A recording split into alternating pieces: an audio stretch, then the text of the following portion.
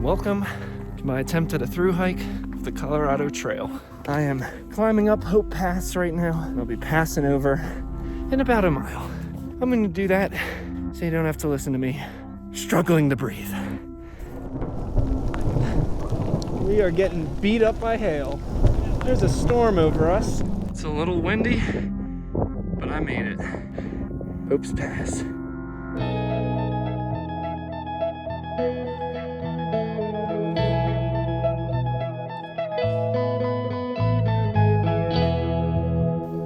Hey hikers, Muppet here with Good Nature Trails.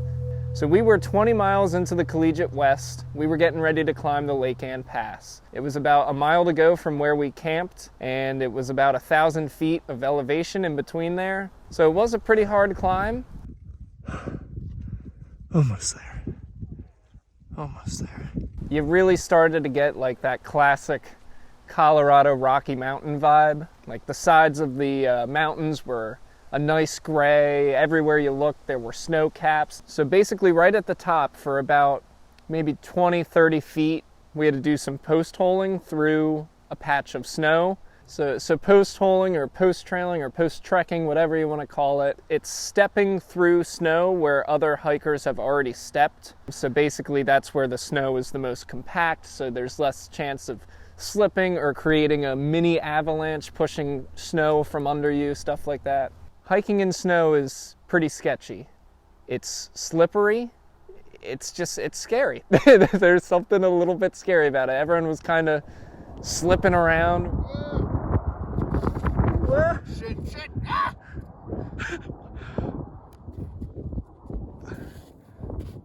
Yeah! Woo. That's scary as shit. How's it feel? Pretty good. Fucking exhausted. So this was now like a couple days into hiking. I want to say 3, maybe 4. I was definitely starting to feel some of the wear and tear on my body. Aside from just not being able to breathe from the altitude, just carrying between 30 and 40 pounds on your back and hiking like that, like it puts some strain on you. You know, my shoulders were starting to ache. I'd wake up and have to stretch out my shoulders and up here through my neck from the pack. Oddly enough, I was getting bruises on my hips from the fanny pack pinching between my hip straps. But the first time I was really like, ouch, hiking is hurting me a lot, was in my shin. So today is, I think, day 4 on the trail. So far, so good. Weather's holding up. Yesterday, my shin started hurting. So I think I have shin splint. Just, pushing through it. It's not the end of the world, doesn't hurt too bad. Just not the most comfortable thing either. Whew. Hurting a little bit. Pushing through. Sometimes shit's gonna be hard. Like this right in front of me. But fuck it. Just kind of jump around it. And remember, the pros outweigh the cons. And the pros are the views, the trees, the fresh air, and being able to pee basically wherever you want. Whoa. Check out that twisty tree. I am a sucker for trees. I just really like tree identification and stuff like that. It's always fascinated me. I don't know what else to talk about, but when you're out here kind of alone, sometimes you just want to talk. So, talking to this camera. Talking to the camera, just, when I was ready to ramble, it was something to ramble to. Something I think that's really cool about like cameras and video is it's a capture of how you were feeling and how you were and like what you were at the time you pointed the camera at yourself. Makes you think, why are you out here? What are you doing? What's your purpose in this? And it's hard to answer, and I certainly don't know the answer yet. For the time being, I am out here to push myself to the limit and do what I never thought was possible. So one of the hardest questions to answer when people ask you anything about thru hiking, it's why do you do it, you know? And I don't know. Honestly, it could depend on the day. Some days I'm like, you know, I do this for the views. Some days I do this for pushing myself past limits I thought I could achieve. It really comes down to the therapy it provides me. Like, I really think that's why I do it. Life out there kind of makes sense to me. It's calmer, it's slower. Everyone has a general understanding of what you're going through, you know, because everyone else is doing the same hike that you're doing. The community behind that is just something really cool. Having a good day. Tomorrow's a resupply day, so excited to go into town for the first time since we've started. We've got about a 10-mile day ahead of us. I think we're gonna push a little more just to make our day of hiking to the resupply spot a little bit easier. But, you know, depends on how we feel. Depends on how my leg feels too. Nico's a little bit behind me. Paris, Recon, and everyone else is quite a ways in front of me. Probably gonna keep pushing on, maybe till a water spot, and I'll stop and wait for Nico, and hopefully everyone else is stopped at a water spot waiting for us. So I was alone, and I had to meet up with Nico, Paris, and Recon at this next water source. And I had fallen behind a little bit at this point because of my shin, and in Colorado fashion, a thunderstorm suddenly appears right above my head. So, 2 little updates. Popped some Tylenol, and the leg is feeling a lot better. And storm is a brewing right over top of me. Luckily though, I am in tree line, so it's gonna keep pushing on unless it starts getting really bad. Sounds like it's a little bit up the mountain that way, so sometimes they just pop up right over top of you. I don't know, the storms get a little scary, but at the same time they're kind of cool. When all you hear is this booming thunder literally right above you. It's scary, but it's also cool. And it's also pretty humbling. Nature can do whatever nature wants to you. You're at the mercy of the mountains. Pushing on a few miles, I think like 1.5 actually, away from the next water source. So apparently service there, so maybe make a couple of phone calls and talk to all them special people in my life that I miss right now. This is fun. There's a field in front of me. Okay, I'm gonna turn the camera off while I go through this because I'm gonna try to book it. I come up to kind of the edge of the forest, and there's just a big open field for about like 100, maybe 200 feet. And I remember just looking at it, and I remember stopping and thinking about it and being like, am I gonna go across this? Am I gonna wait it out, see what happens? Because usually these storms move so fast, but not today. This one was just looming over me. So I was like, whatever, I'm gonna brave it, and I'm just gonna run through this field. And anytime you're kind of in a thunderstorm, that kind of gets your adrenaline already kicking, you know, and then you throw a field in on top of that, like you're gonna move pretty quick no matter how your shin feels. So I remember bolting through that field, and I live to tell the tale.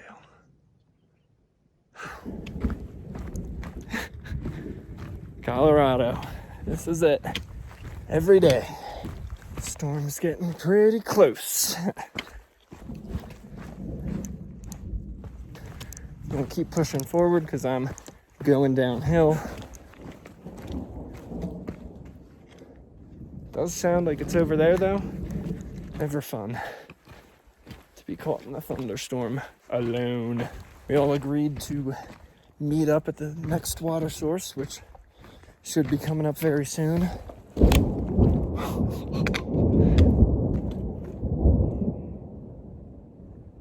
Wow. I am going to start moving a little quicker.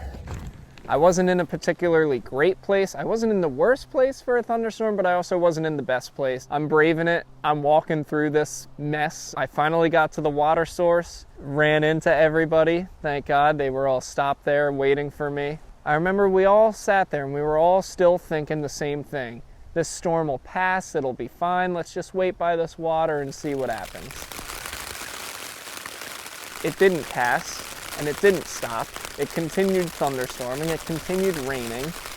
And I remember we were all in kind of a weird headspace, but we somehow managed to get a fire started, and we played some board games, and that definitely helped boost our spirits. The storm eventually decided, all right, I'm gonna clear out, I'm gonna move out of the way. We were rewarded with a nice rainbow right over the mountain. Today we're walking to a trailhead, and we're gonna get a ride into town to do our first resupply. Hasn't been easy today. It's in fact been pretty tough. This is what makes it worth it. It is pouring rain right there. Up here, blue skies, and everywhere else behind me is storming. So it's literally surrounding me right now. Look at that. We're doing our descent. You know, we get another big old patch of snow that we gotta walk through. So I'm already rolling my eyes at this. You know, I don't like this. So Paris is assessing the situation. He looks around, you know, he's a skier. So he does what any other skier would do, and he starts using his hiking shoes as skis and just starts gliding down the snow like a graceful gazelle. It seriously looks like you're skiing. So we were all heading down. We got down safely. It was super funny. We continued making our way to the road access to get picked up for town. I feel like I'm on an alien planet today. Good morning, everybody. Today is July 19th, day 6 of the Colorado Trail. We're a little bit more than halfway done the Collegiate West. Paris, who was going to do the whole loop with us, has decided he's just going to do the Collegiate West and fly on back to New Jersey. He is newly engaged. Me and Nico will be continuing, so we'll be flip-flopping back to Denver, finishing up in the San Juans after. Last night, camped somewhere around over there, and we got a really good view of the stars and got to see the galaxy. So we split up. We were hiking at our own pace, and we were heading towards Monarch Pass. So this part of the trail was actually really cool. It was like part of a ski resort.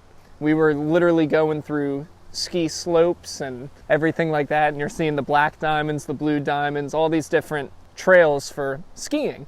So that did get a little bit confusing with the Colorado Trail, because then you're like, oh, am I still on the right trail? Paris was in front of me, and you know, he hiked the whole AT. I knew he was fine, but Nico was behind me.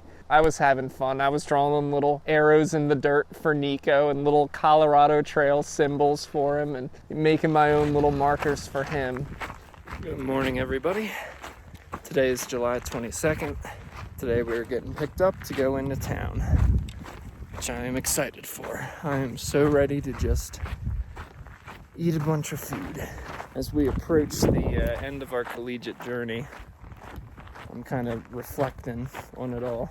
It whoops my ass, gave me some of the best days and some of the worst days hiking. I mean, that's all part of a thru hike. But we did get to Monarch Pass. There was a really cool little store there and a big parking lot and a couple of hostels. It was a really hiker-friendly area. The first thing I did was I went right into that convenience store and I got myself a large thing of raspberry truffle ice cream. It was the best ice cream I think I've ever had in my life. So we spent the night in town that night. That was when we had to say goodbye to Paris and Recon. Hiking with Recon, like, he was always just a mood lifter. We'd all get to camp, be like, oh man, I'm beat, I'm tired, I'm hurting. He'd be like, oh yeah, me too, guys. Anyone want to play Frisbee? Like, he carried out a Frisbee. Like, he was just, he was a real joy to have hiking with us. He would always boost our spirits. He was just a really funny, really positive, just a really good guy. And same with Paris. Paris is absolutely fantastic. I learned, without a doubt, most of what I needed to know to be a hiker through Paris. He was a really, really great teacher, and I'm lucky to have him as a friend. So yeah, saying goodbye, it was tough. You know, we had a really tight support system. So we were done the Collegiate West. We said our goodbyes to Recon, and Paris drove us up to Denver and dropped us off at Waterton Canyon, the more official start to the Colorado Trail. So now it's just me and Nico, starting at Waterton Canyon and heading south towards Durango. But we'll get into more of that on the next episode. Thanks for watching. If you want to keep up with my thru hike, make sure you subscribe. I'm Muppet, and I'll see you on the trail.